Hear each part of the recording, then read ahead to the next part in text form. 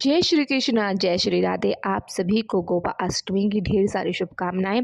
कार्तिक शुक्ल पक्ष अष्टमी तिथि को गोपाष्टमी के रूप में मनाए जाते हैं और आज 9 नवंबर को गोपा अष्टमी का त्यौहार मनाया जा रहा है। इस दिन भगवान श्री कृष्ण ने गोचरण लीला आरंभ की थी। गोपा अष्टमी की पूजन विधि बहुत ही सरल विधि है, तो चलिए आपको बताते हैं। इस दिन बछड़े सहित गाय का पूजन करने का विधान है। इस दिन प्रातः काल उठकर नित्य क्रम से निवृत्त होकर स्नान करते हैं। प्रातः काल ही गौओं और उनके बछड़ों को भी स्नान कराया जाता है। गौ माता के अंगों में मेहंदी, रोली, हल्दी आदि के थापे लगाए जाते हैं। गायों को सजाया जाता है। प्रातः काल ही धूप, दीप, पुष्प, अक्षित, रोली, गुड़, जलेबी, वस्त्र और जल से गौ माता की पूजा की जाती है और आरती उतारी जाती है। पूजन के बाद गोग्रास निकाला जाता है। गोग्रास की परिक्रमा की जाती है। परिक्रमाओं के बाद गौओं के साथ कुछ दूर तक चला जाता है। तो ये थी गोपाष्टमी की सरल सी छोटी सी पूजा। अगर आपके पास गाय माता है तो आप ज़रूर पूजा कीजिए। अगर आपने सुबह पूजा नहीं की तो आप शाम को भी पूजा कर सकते हैं। अगर आपके पास गाय माता नहीं है तो आप किसी गौशाला में जाकर थोड़ा सा दान पुण्य करके आ सकते हैं। वहीं पर उनकी पूजा कर सकते हैं। और आज के दिन गौ माता की पूजा करना, उनकी सेवा करने का हजारों गुना फल प्राप्त होता है, क्योंकि जो कार्तिक का महीना होता है इतना पावन और पवित्र महीना होता है। इसमें यदि आप थोड़ा सा भी दान पुण्य कर लेते हैं तो उसका हजारों गुना आपको फल प्राप्त होता है। तो चलिए अब आपको कहानी सुनाते हैं गोपाष्टमी की।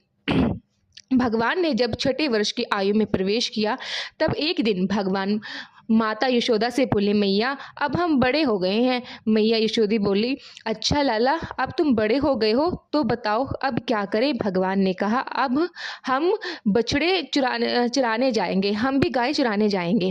मैया ने कहा, ठीक है, बाबा से पूछ लेना। मैया के इतने कहते ही झट से भगवान नंद बाबा से पूछने गए। बाबा ने कहा, लाल अभी तो तुम बहुत छोटे हो, अभी तो तुम बछड़े ही चराओ। भगवान ने कहा, बाबा अब मैं बछड़े नहीं गाय ही चराऊंगा। जब भगवान नहीं माने तब बाबा बोले, ठीक है लाल, तुम पंडित जी को बुला लाओ, वह गोचरण का मुहूर्त देखकर बता देंगे। बाबा की बात सुनकर भगवान झट से पंडित जी के पास पहुंचे और बोले, पंडित जी आपको बाबा ने बुलाया है, गोचरण का मुहूर्त दिखाना है। अब आज ही का ही मुहूर्त बताना, मैं आपको बहुत सारा माखन दूंगा। पंडित जी नंद बाबा के पास पहुंचे और बार बार पंचांग देखकर गणना करने लगे। तब नंद बाबा ने पूछा, पंडित जी क्या बात है, आप बार बार क्या गिन रहे हैं।